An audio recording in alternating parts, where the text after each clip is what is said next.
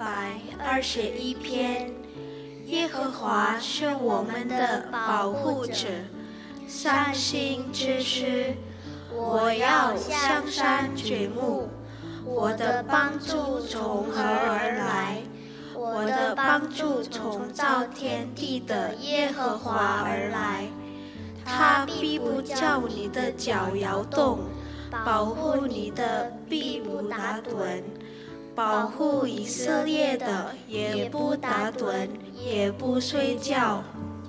保护你的是耶和华，耶和华在你右边荫庇你，白日太阳必不伤你，夜间月亮必不害你。耶和华要保护你，免受一切的灾害，他要保护你的性命。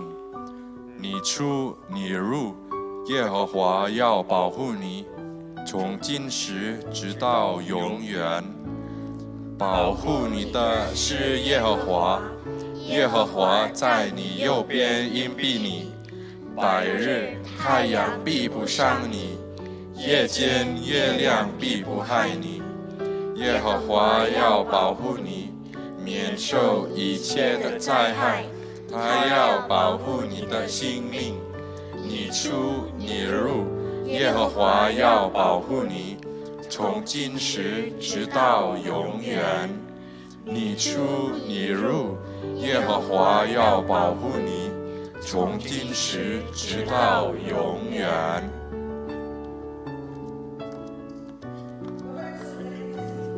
Sabda Tuhan, firman Tuhan yang lebih mahal daripada emas, bahkan lebih mahal daripada emas tua, yang kita percaya firman ini hidup, firman yang akan memberkati kita semua, firman yang akan menjadi kekuatan dalam hidup kita.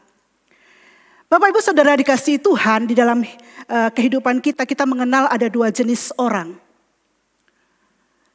Yang pertama Bapak Ibu Saudara, ini adalah orang yang selalu ragu. Jadi apa-apa tidak yakin. Nah, kita mengenal dia sebagai si pesimis. Bahasanya selalu adalah, gak mungkin. Impossible. Selain kan yang satunya lagi adalah si optimis. Nah, berbeda dengan si pesimis, optimis ini punya keyakinan. Walaupun mungkin dia belum bisa melihat titik terangnya. Tapi dia yakin semua akan berjalan baik, semua akan bisa dikerjakan. Bapak Ibu Saudara yang dikasihi Tuhan, hari ini kita yang ada di sini, kita ada di dalam jenis yang mana? Apakah kita selama ini selalu pesimis atau kita di tipe yang kedua?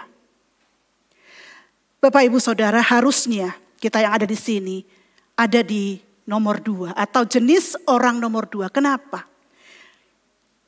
Karena di dalam hidup kita ini kita punya Tuhan yang hidup. Kita harus optimis karena di dalam hidup kita punya Tuhan yang mengawal hidup kita. Tuhan yang hidup, Tuhan yang bekerja di dalam diri kita. Bapak Ibu Saudara yang dikasihi Tuhan, inilah yang menjadi keyakinan atau kepercayaan dari para peziarah atau pemazmur yang menulis mazmurnya di Mazmur 121 yang sudah kita baca tadi. Mereka memiliki keyakinan dan kepercayaan kepada Tuhan. Bapak Ibu Saudara yang dikasihi Tuhan, bagi orang-orang Israel yang tinggal jauh di luar Yerusalem, kegiatan ziarah adalah kegiatan yang harus mereka lakukan beberapa kali dalam setahun. Perjalanan ini adalah perjalanan undangan Tuhan untuk mereka beribadah di rumah Tuhan di Yerusalem. Ada sukacita yang besar karena mereka dapat beribadah kepada Tuhan. Namun Bapak Ibu Saudara, di tengah perjalanan sukacita karena sebentar lagi mereka bertemu dengan saudara seiman, mereka dapat beribadah kepada Tuhan. Juga ada rasa was-was, karena apa? Karena dalam perjalanan itu seringkali mereka mendapati atau mereka harus bertentangan atau harus menghadapi banyak pergumulan. Orang-orang jahat, perampok, juga mungkin kondisi alam dan juga binatang-binatang buas kerap itu menjadi tantangan di dalam perjalanan mereka. Bapak Ibu Saudara, perjalanan itu cukup jauh sehingga dimungkinkan bagi mereka untuk bertemu hal-hal seperti itu. Saya bayangkan pernyataan mereka itu adalah pernyataan penuh was-was ya. Aku melayangkan mataku ke gunung-gunung, dari manakah datang pertolonganku? Itu ada satu kesadaran, ada kondisi yang tidak nyaman atau mungkin menakutkan yang akan mereka hadapi. Namun Bapak Ibu yang dikasihi Tuhan, keyakinan iman dari para pemazmur atau peziarah ini membuat langkah mereka tetap teguh. Ketika mereka berkata, aku melayangkan mataku ke gunung-gunung, dari manakah pertolonganku? Di situ ada cetusan iman mereka menyautinya. Pertolonganku itu datangnya dari Tuhan pencipta langit dan bumi. Ketika mereka berjalan, ada rasa di mana mereka takut dan cemas. Ada keyakinan iman mereka menyerukan, pertolonganku datangnya dari Tuhan pencipta langit dan bumi. Bapak Ibu Saudara yang dikasihi Tuhan, keyakinan iman para peziarah ini membangkitkan semangat mereka. Ada kalanya mereka down, tapi keyakinan iman mereka itu membuat mereka melangkah lagi dengan optimis. Karena apa? Mereka meyakini pertolongan mereka ada dalam Tuhan pencipta langit dan bumi. Bapak Ibu Saudara yang dikasihi Tuhan, keyakinan iman para peziarah ini juga memberikan kepada mereka ekspektasi positif di tengah kondisi yang mereka itu sendiri tidak yakin. Mereka tidak tahu, mereka samar-samar dengan perjalanan itu. Apa yang akan mereka temui, hal-hal apa yang akan terjadi itu semua jauh dari jangkauan mereka. Tapi ada harapan positif. Karena apa? Ada Tuhan yang hidup di sana. Sehingga mereka katakan, Ia takkan membiarkan kakimu goyah. Bapak Ibu, apakah kaki mereka bisa goyah? Apakah mereka bisa mengalami sesuatu yang tidak mengenakan? Bisa. Tetapi mereka percaya Tuhan sama sekali tidak akan meninggalkan mereka. Tuhan akan menolong mereka. Karena apa? Penolong mereka atau penjaga mereka itu adalah penjaga yang dikatakan tidak tertidur dan tidak terlelap. Matahari bahkan tidak akan menyakiti mereka. Karena apa? Karena Tuhan itu menopang mereka. Bapak Ibu Saudara yang dikasihi Tuhan, ini sebuah pengharapan. Pengharapan bukan berarti perjalanan-perjalanan yang dilalui oleh umat Tuhan itu akan lancar-lancar saja. Pengharapan adalah di tengah kegalauan, di tengah kondisi yang tidak baik-baik saja, mereka melihat ada hal yang Tuhan kerjakan dan itu baik bagi mereka. Maka keyakinan dari para pemazmur ini adalah di dalam segala situasi, kondisi, Tuhan itu baik. Dalam segala situasi ada Tuhan yang baik yang menolong mereka. Bapak Ibu Saudara yang dikasihi Tuhan, ada satu buku yang dikarang oleh Dr. Gary. Dia memberikan tips bagaimana kita itu hidup tanpa dibayang-bayangi oleh stres ataupun hidup dalam kondisi damai. Dan ini adalah pengalaman hidup beliau memberikan tips ini.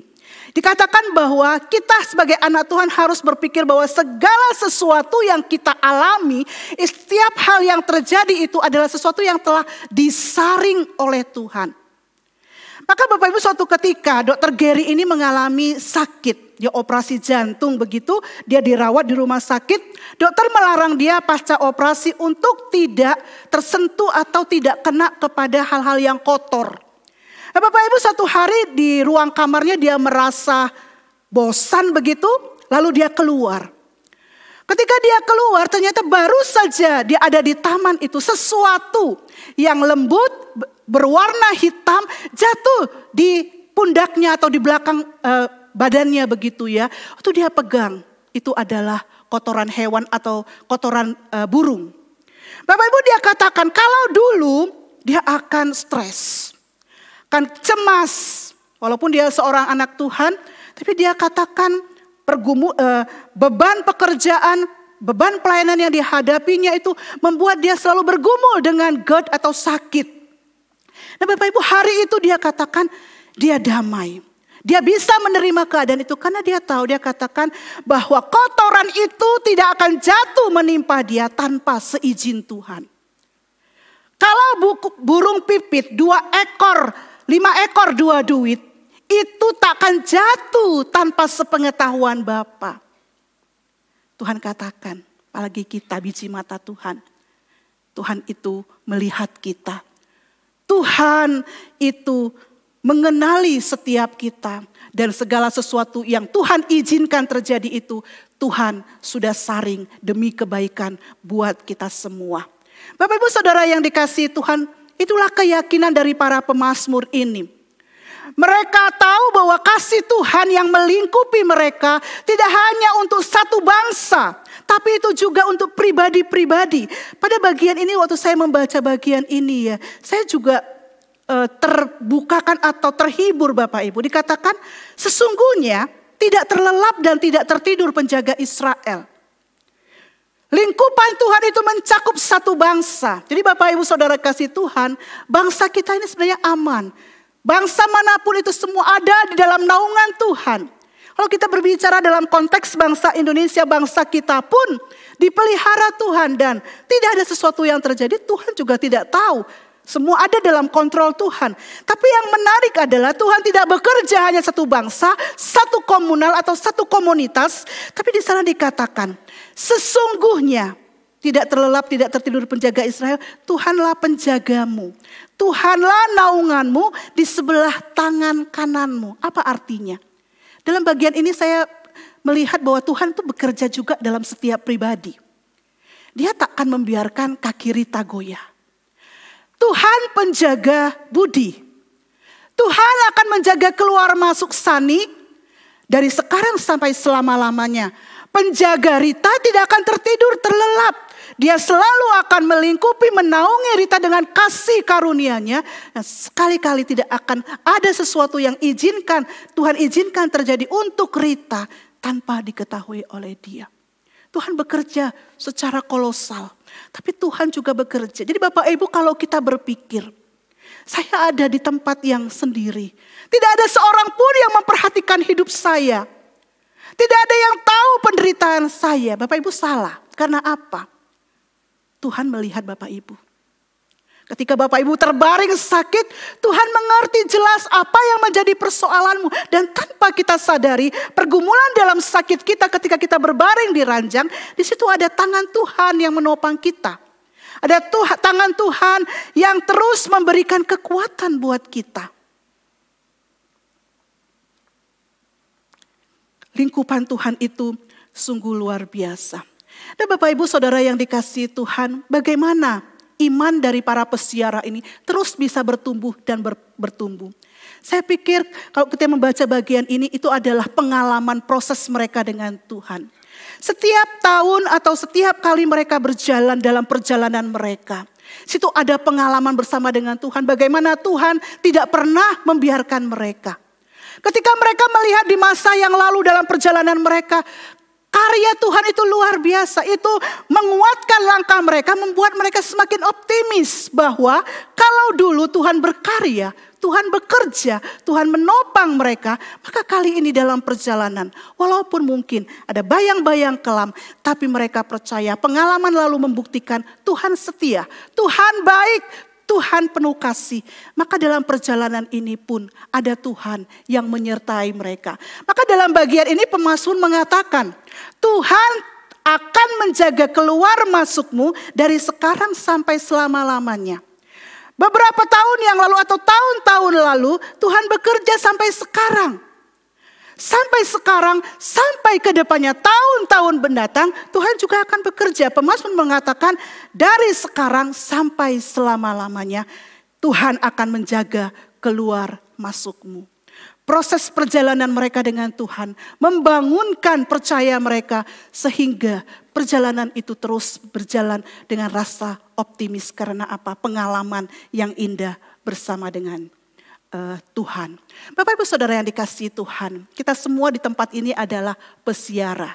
Kita semua adalah pengelana, kita semua adalah orang-orang yang sedang berjalan dengan tujuan kita masing-masing yang ditetapkan oleh Tuhan. Perjalanan ini tentunya bukan perjalanan yang mudah, sama seperti yang dialami oleh para pesiara tadi.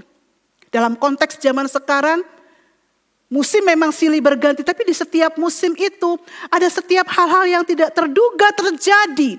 Kita baru saja melewati masa 2 tahun lebih di mana pandemi melanda seluruh dunia.